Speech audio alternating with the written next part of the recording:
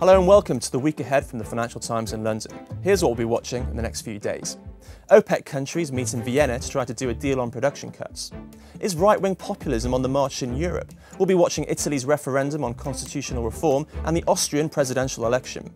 And we'll look ahead to Cyber Monday, the biggest day of the year for internet shopping. First to Vienna and this week's Opec meeting. Member countries are talking up the prospects of a deal that could see a reduction to the group's total output by more than 800,000 barrels of oil a day. Iran is set to freeze output, not cut, as it recovers from the lifting of Western sanctions, but it's disputed the level at which it would do so. While Iraq has said it will be part of any OPEC cuts, it's questioned the figures from which any cut will be calculated. Saudi Arabia, OPEC's largest producer and de facto leader, has said privately that any deal should be coordinated, fair and credible. It's even sought support from Russia, a major producer outside the cartel. Here's our oil and gas correspondent Angeli Raval with more.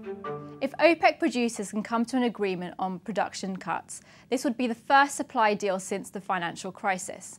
Now, there have been several hurdles to overcome, namely, at what level will Iran freeze its production and from what level will Iraq cut its production?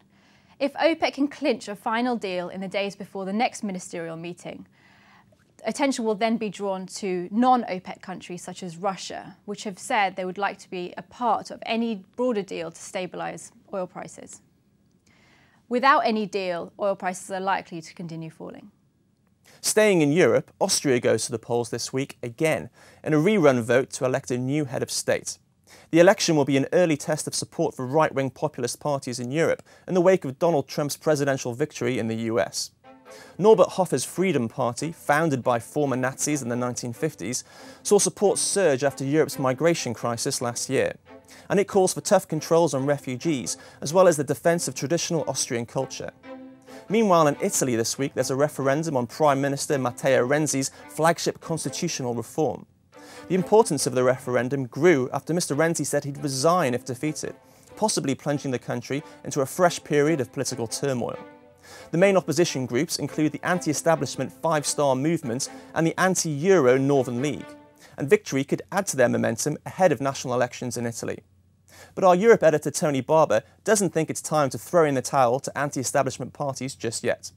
Political and social conditions vary from one country to another quite a lot, and in the case of Italy, this isn't necessarily evidence of the same kind of anti-government tide that one has seen in the US or Britain in the referendum.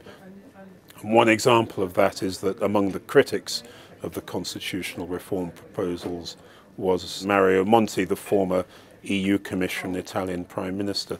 Similarly in Austria, I think one has to read the result, should the far right win, not as a sign that Austrian society as a whole had moved definitively in a far-right direction, but rather that it would be the result of an accumulation of frustration over many decades with the previous two-party system.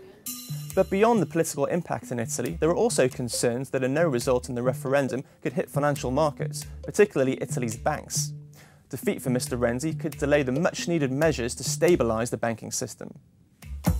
And finally, to the US and Cyber Monday, the name that was coined for the first Monday following the Thanksgiving holiday weekend, where consumers are urged to shop for bargains online, and which has become the biggest day of the year for internet shopping.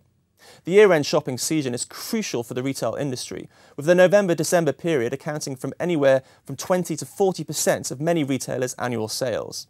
And this year's Cyber Monday could be the biggest yet, as our US reporter Mamta Badkar explains.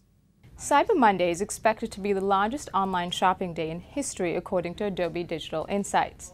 They project that online shopping will rise 9.4% this year to about $3.4 billion from a year ago. The National Retail Federation estimates that about 36% of people plan to shop online this Cyber Monday, up from just 34% a year ago. However, with the rise of e-commerce, some ask, is Cyber Monday still relevant? On the one hand, there's still the psychological hook. Consumers expect to find great deals, especially in tech gadgets, on Cyber Monday. But I was speaking with Nomura analyst Simeon Siegel earlier today, and he made a good point. Amazon has created a year-long Cyber Monday. So the days of concentrated buying, in which consumers buy out everything they want in a matter of hours, is definitely done. And that's what the week ahead looks like from the Financial Times in London. See you again next time.